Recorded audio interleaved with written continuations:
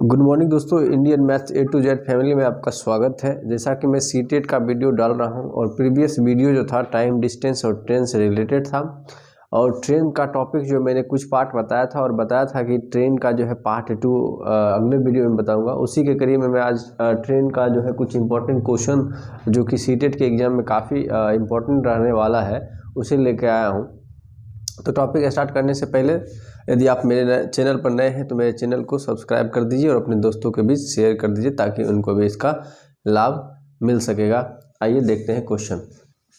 देखिए, सबसे पहला क्वेश्चन जो है वो है, एक रेलगाड़ी 500 मीटर की दूरी 10 सेकेंड में तय करती है तो ट्रेन की चाल क्या है। ट्रेन की चाल क्या है? तो मैंने आपको बताया था कि अगर सिर्फ चाल पूछे, सिर्फ क्या पूछे, चाल पूछे, तो चाल जो है वो किलोमीटर पर आवर में होता है और मीटर पर सेकेंड, दोनों में से दोनों सही है, आप किसी में भी निकाल लीजिए, ठीक है। तो हम आते हैं, चाल बराबर हमने आपको बताया था कि दूरी बटा समय होता है, दूरी बटा समय होता है। तो दूरी मेरा क्या है, 500 मीटर है, तो 500 बटा 10 कर लीजिए, ये सॉल्व कीजिएगा तो ये आ जाएगा आपका 50 मीटर पर सेकेंड। यदि आप इसको किलोमीटर पर आवर में निकालते हैं तो 50 मीटर में 18 बटा 5 से क्या कर दीजिए, आप डिवाइड कर दीजिए, तो 10 बार में जाएगा तो 180 किलोमीटर पर आवर आपका आंसर आएगा। तो चाल बराबर क्या होगा, दूरी बटा समय। दूरी आपका 500 मीटर है और समय 10 सेकेंड दिया हुआ है, तो हमने इसको सॉल्व किया तो 50 मीटर प्रति सेकेंड आया। किलोमीटर में जो चाल आएगा आपका 180 किलोमीटर प्रति घंटा आएगा। आइए अगला क्वेश्चन देखते हैं।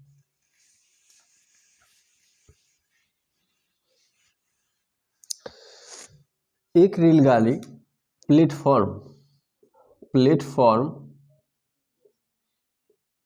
पर खड़े किसी व्यक्ति, प्लेटफॉर्म पर खड़े किसी व्यक्ति को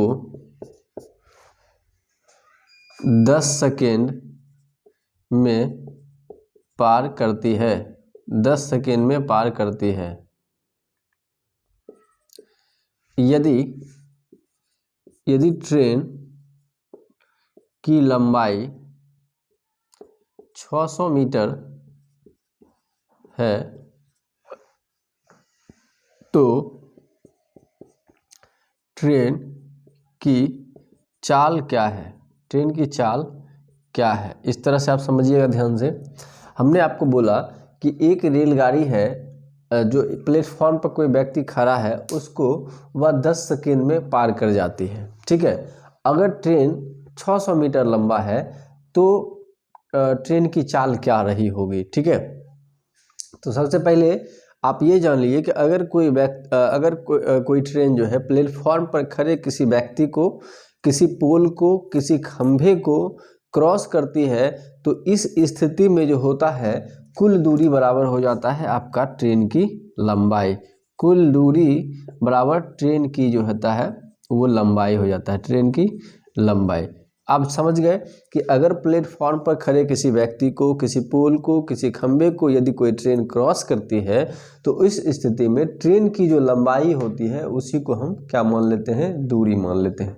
अब दूरी आपको पता चल गया, समय आपको दिया हुआ है कितना, 10 सेकेंड। तो आप यहाँ से चाल बराबर आराम से निकाल सकते हैं, दूरी बटा समय यानी कि 600 बटा 10 मतलब 60 मीटर प्रति सेकेंड, यानी कि ट्रेन की जो चाल रही होगी वो क्या रहा होगा, 60 मीटर प्रति सेकेंड रहा होगा, ठीक है। बात समझ में आया आपको? फिर से हम इसको एक बार रिपीट कर दे रहे हैं। यदि कोई ट्रेन प्लेटफॉर्म पर खड़े किसी व्यक्ति को, किसी पोल को, किसी खंभे को क्रॉस करती है तो उस स्थिति में कुल दूरी बराबर ट्रेन की लंबाई होता है। चलिए अगला क्वेश्चन देखते हैं।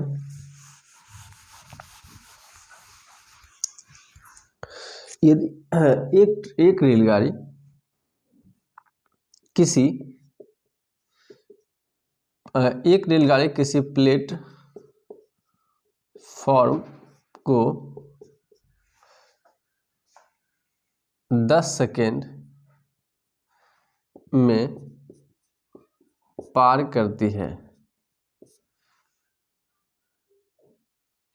यदि प्लेटफॉर्म, यहाँ पे लिखिए, यदि एक रेलगाड़ी किसी 100 मीटर लंबे, इस तरह से 100 मीटर लंबे प्लेटफॉर्म को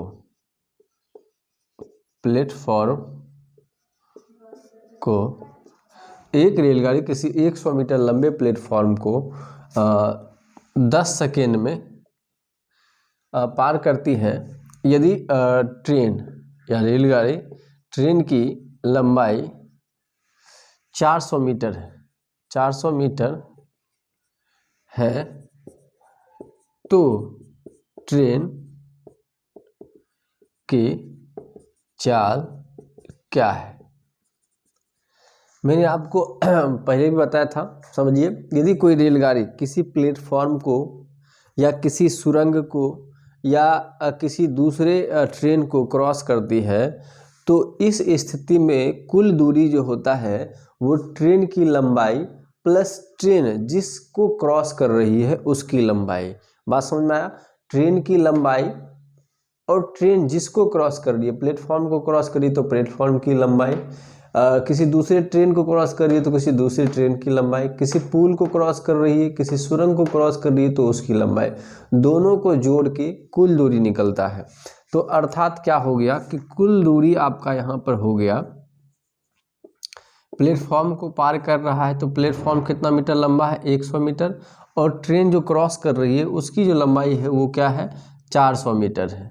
इसका मतलब कुल दूरी जो आपका निकल गया वो 500 मीटर निकल गया। 500 मीटर आपके पास कुल दूरी निकल गया, और चूंकि उसको पार करने में कितना समय लग रहा है, तो 10 सेकेंड का समय लग रहा है, तो यहाँ से आपका चाल निकल जाएगा। कुल दूरी बराबर, चाल बराबर क्या होता है, कुल दूरी अब बटा समय, समय आपका 10 है तो यहाँ पे हो जाएगा आपका 50 मीटर पर सेकेंड। आप यहाँ पे दो टाइप सीखे, ठीक है। एक जब किसी पोल को या किसी खंबे को या किसी व्यक्ति को क्रॉस करती है ट्रेन, दूसरा टाइप आपने सीखा यदि किसी प्लेटफॉर्म को क्रॉस करती है, ठीक है। अब सेम डायरेक्शन का एक क्वेश्चन आप समझिए।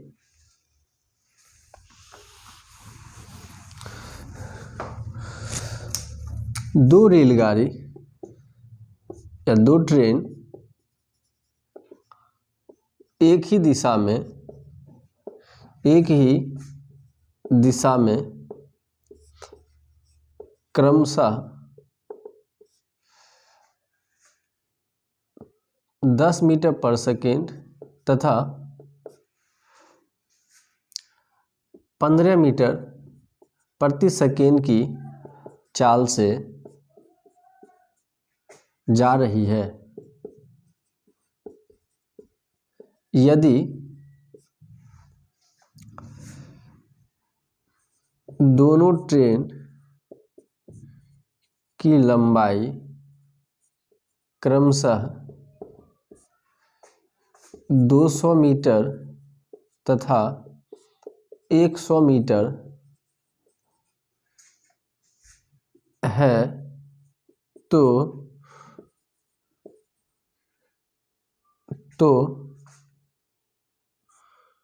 दूसरी ट्रेन पहली ट्रेन को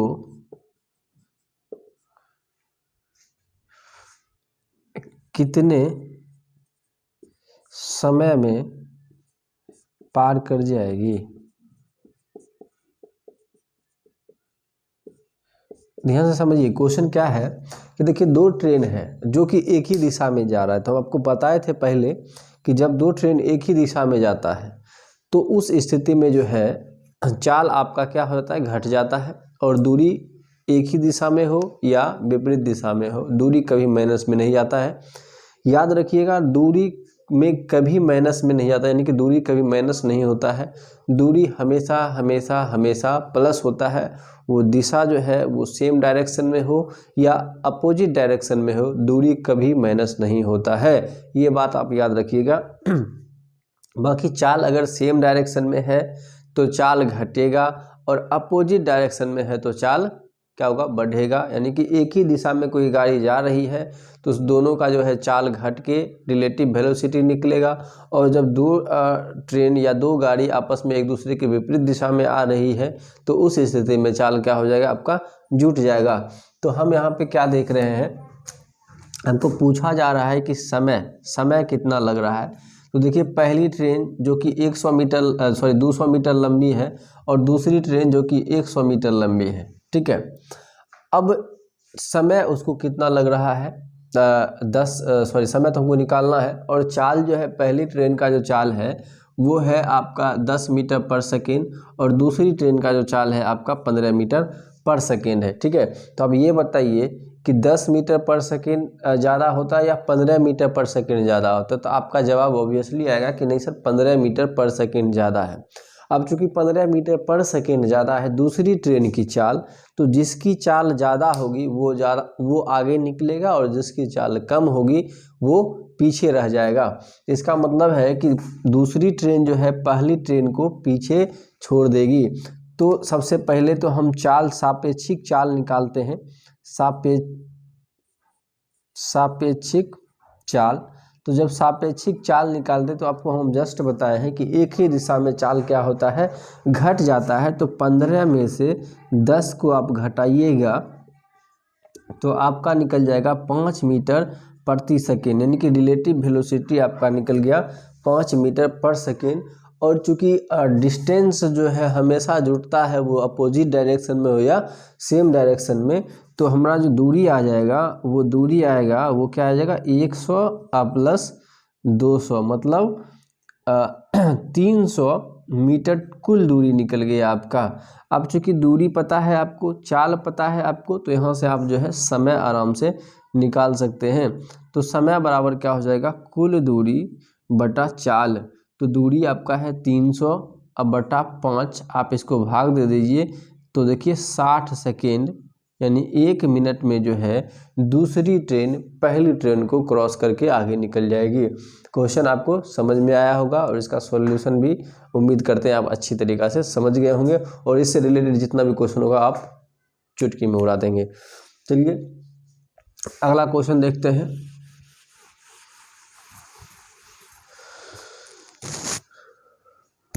दो ट्रेन जिसकी चाल क्रमशः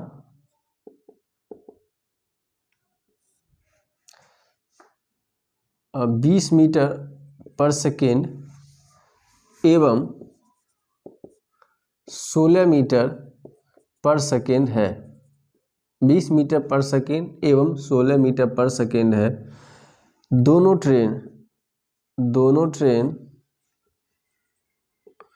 एक दूसरे के विपरीत दिशा से आ रही है, विपरीत दिशा से आ रही है। यदि दोनों ट्रेन के बीच की दूरी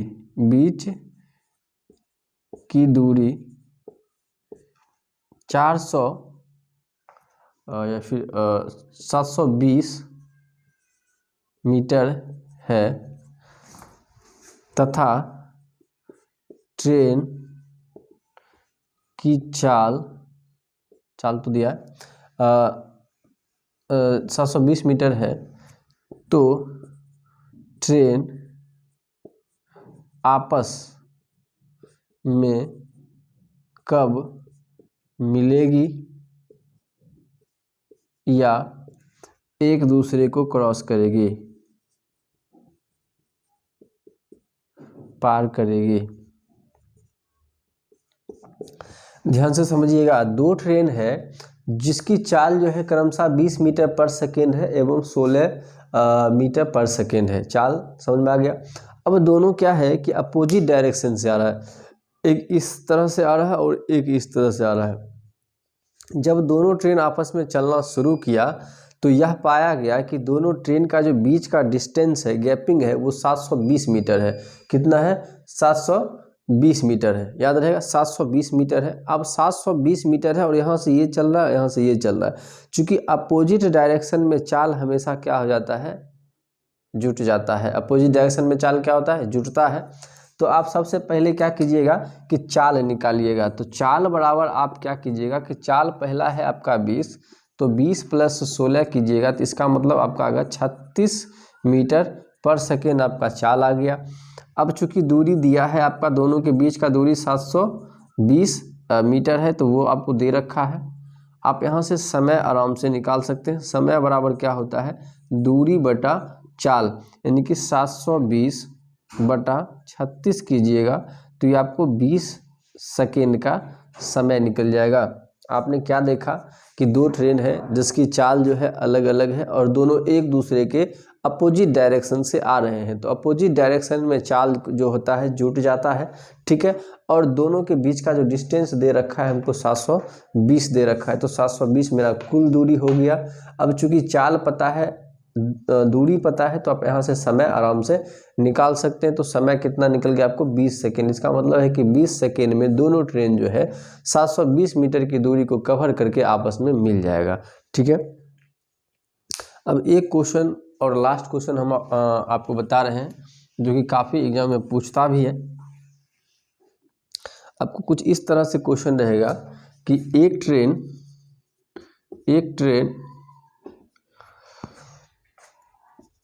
500 मीटर की दूरी, 500 मीटर की दूरी को 5 मिनट में पार करती है, तो